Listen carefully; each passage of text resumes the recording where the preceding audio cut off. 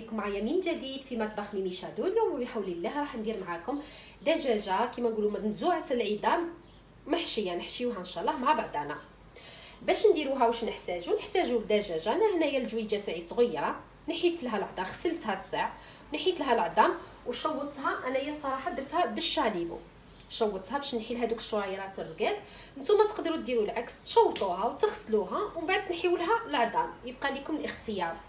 لهنا عندي شويه تاع لا فيونداشي، عندي معدنوس، بصله، عندي فروماج، انا حندير لا فاش كيغي، تقدروا ديروا اي نوع تاع الفرماج تحبوه. عندي شويه تاع قارص، عندي لا موطارد، زيت الزيتون، ملح، فلفل الكحل حمار ولا البابريكا، وعندي لهنا شويه تاع الزعتر، وعندي الخيط هذا اللي باش نربط به من بعد ان شاء الله سبيسيال تاع المطبخ، يعني تاع لا كويزين. نبداو على بركه الله التحضير. اول حاجه انا راح نحط شويه تاع ملح،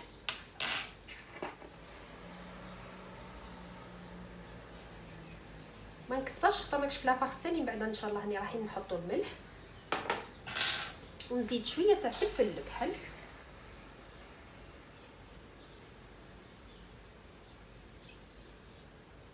راح نزيد نحط كميه من لا موطارد، راح يعطي طعم رائع هذا، صدقوني الموطارد يعطيها طعم رائع. بعد نحكم الحشوه تاعي اللي هي اللحم مرحيه، راح نحط عليها شويه تاع بصله، كميه من المعدنوس،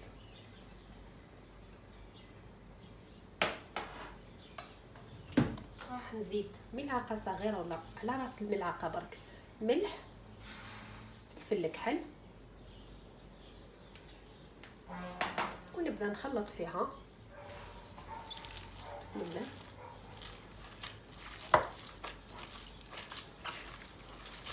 ونجيب كميه من اللحم المرحي داك اللي داويتو ونوزع على الدجاجه هكا.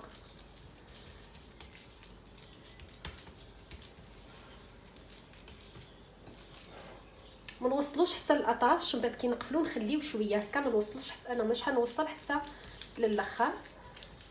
وانا نبدا نحط في الجبن كما سبقت وذكرت، انا راح ندير لا فاش كيغي، نتوما كل واحد يدير الجبن اللي يفضلوا. نبدا عادي، انا هنايا فوق لا بلونش تاعي حطيت ان فيلم بالدمه باش من بعد يعاونني يسهل عليا باش ندير الرولي بيه.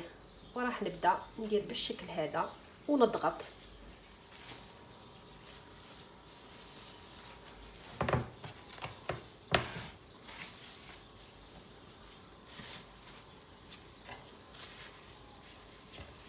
وهاي هنايا كنزيد، شوفوا زي ما تجي معايا.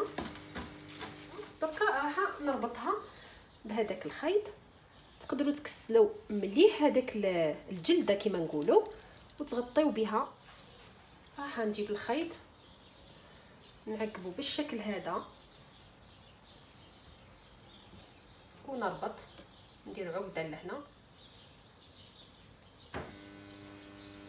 نزيد واحده اخرى باش ما تسحليش، ومن بعد راح نعقبو من الاسفل فوالا، ونجيبو من الفوق هك بهذا الشكل، ونزيد ندير مع الخيط هذاك اللي فضل لي عقده واحده اخرى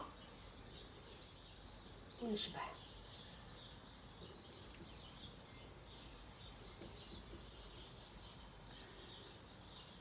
ومن بعد نجيب من الاسفل هكذا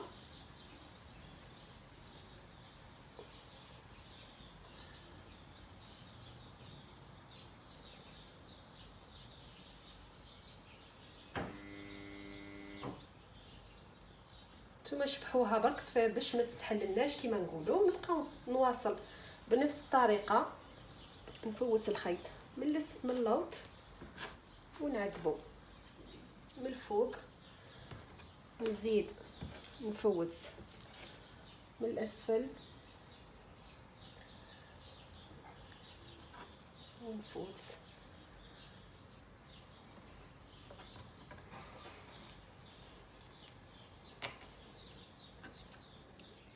هنا انا حطيت الدجاجه تاعي في البلا اللي راح ندخلو للفرن.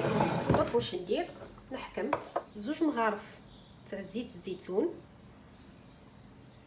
نزيد ندير معاهم عصره تاع القارص، نعصر شويه تاع قارص بهذا الشكل، ونحط التوابل. فيكم تحطوا يعني واش تحبوا، يعني واش تفضلوا من التوابل. انا الصراحه مانيش حابه نغطي على الطعم بزاف، نعودوا نحسوا الطعم تاع التوابل اكثر من الطعم تاع الدجاج واللحم مرحي. راح نحط كميه من الملح، شويه فلفل اسود، شويه تاع حمار البابريكا، وراح نحط شويه تاع الزعتر. صدقوني يعطيكم ذوق يا رائع. وراح نزيد كميه من لاموطارد، مغرفه صغيره برك ولا حتى ملعقه كبيره كما تحبوا. انا مش حابه بس حطيت لها من داخل. نخلط كلش بهذا الشكل، وراح ندهن به الدجاجه السطح تاعها من الفوق، ندهن الوجه تاع الدجاجه. نحكم بانسو ونبدا ندهن فيها. انا راح نخليها تبات الصراحه، مش حنطيبها اليوم، لانه كل ما تخليوها في المارينات تاعها تقدروا ديروها الصباح مثلا داويوها وطيبوها في العشيه، ولا ديروها في الليل طيبوها الغدوه، يبقى لكم الاختيار. ولا تقدروا تحطوها في الثلاجه يعني مده ساعتين ثلاثه ومن بعد طيبوها. بصح هي كل ما تمارينا، انا كيعود عندي هكا مناسبه ولا عرضه ولا نحب ندير الخدمه تاعي هكا في الليل، نخلي الحوايج يتماريناو مليح مليح مليح، والغدوه نجبد ما عليا غير نحطها في الفرن. هنا انا راح نحط له شويه تاع الغوماغان ولا اكليل الجبل. هذا مع الدجاج، انا نشتيه الحق مع الدجاج يعطي طعم رائع وريحه ونكهه. فقط هكا راح نحكمهم.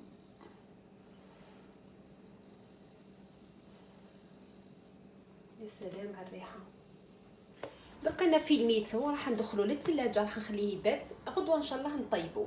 وكما سبقت وذكرت، تحبي ديريه الصباح طيبيه العشيه، ولا تخليه غير ساعتين. كل ما يبقى مرقد فيه دوك الدواوات تاعو كل ما يعطي طعم احسن.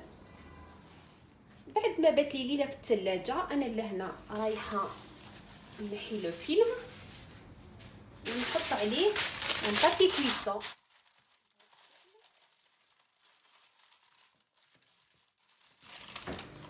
نزيد ندير عليه ان بابي الومنيوم. انا لهنا غلفته مليح، حاولوا تقفلوا عليه مليح لو بابي الومنيوم باش يدير لكم هذاك كيما نقولوا لا فابور تاعو، الفار تاعو يطيب بيه، وراح يطلق لنا لو جو تاعو، يطلق لنا لاصوص. نهزوا هذيك لاصوص كي تعدي هكاك واحد نص ساعه ولا يبدا يطلق لنا في لاصوص ل 40 دقيقه. نهزوا هذيك لاصوص ونبداو نسقيوها به ساعه على ساعه، نهزوا ونسقيو، ومن بعد نحمروه هكاك حوالي كي يطيب ويخلص 10 دقائق. نشعلوا عليه الفرن غير من الفوق باش يدي اللون يحمر، يعني يتحمر لنا، ونحيوه ونعطي لكم ان شاء الله النتيجه النهائيه. انا الدجاجه تاعي راح نرافقها بشويه تاع الشامبينيون، راح نقطعو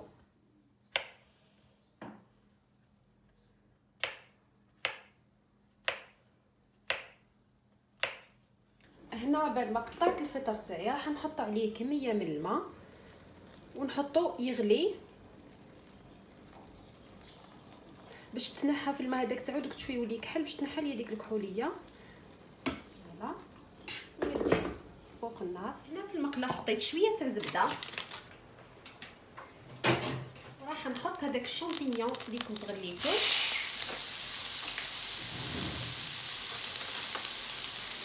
راح نحط له رشه صغيره تاع الملح ورشه فلفل اسود، فلفل الكحل.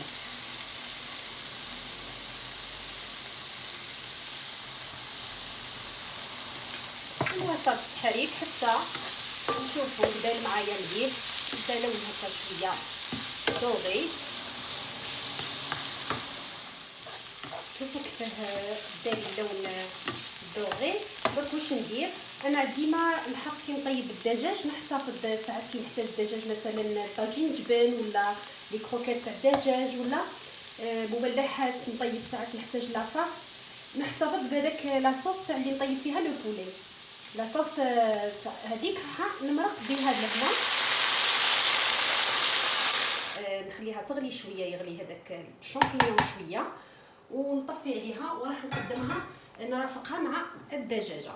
انا كيما سبق ذكرت لكم شوفوا كي يطلق لاصوص تاعو نحاولوا نهزوا هذيك لاصوص ونسقيو بها الدجاج تاعنا بهذا الشكل. هاي اللي هنا الدجاجه تاعي كي خرجتها من الفرن شوفوا زي ما تجي الروايح راهي في الكوزينه واش نقول لكم تنفنف. دوك نحطها في صحن التقديم، راح نقطعها ونحطها في صحن التقديم عفوا ونعتها لكم. انا راح نبدا نقطع فيها دي طرونش بهذا الشكل. هاي مازالت سخونه تفور.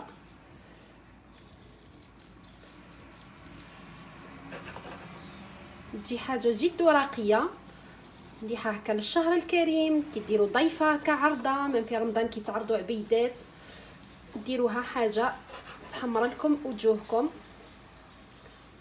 صدقوني واحد الريحه يا يما مع العبد صايم. شو زي ما يجي الشكل تاعها تجي رايعه. ودرك هنا راح نرافقها بهذاك لو شامبينيون اللي كنت درتو في لاصوص. بقى الخطوه هذه اختياريه، فيكم ترافقوها مع خضره ولا بطاطا ولا الشيء اللي حبيتو. انايا الحق نحبها مع الشامبينيون هكا تجيني روعه. بشويه تاع لاصوص، علاه انا نحبها مع لاصوص باش ما تجيش ساك. على بالكم بلي الدجاج يجي سورتو الجهه تاع الصدر تجي شايحه هكا، ترافقوها بمرقه يعني بيضه. هنا راح نزينها بشويه تاع قارص، ما تحلاش الماكله يعني ولا صوص البيضه بلا معدنوس وقارص. وكانت هذه وصفتي لليوم، دجاج منزوع العظم محشي بالفيونداشي والفرomage. شوفوا كيف يجي شكله رائع رائع، وصدقوني كي تاكلوا منه واحد البنه ما شاء الله. جربوه ان شاء الله راح يعجبكم. ما بقى لي غير نقول لكم كتروا لي من اللايكات من التعليقات. اللي مازال ما بوناش في لاشين يابوني ويفعل الجرس باش يوصلوا كل جديد. خليكم في وصفه جديده وفي لقاء اخر في امان.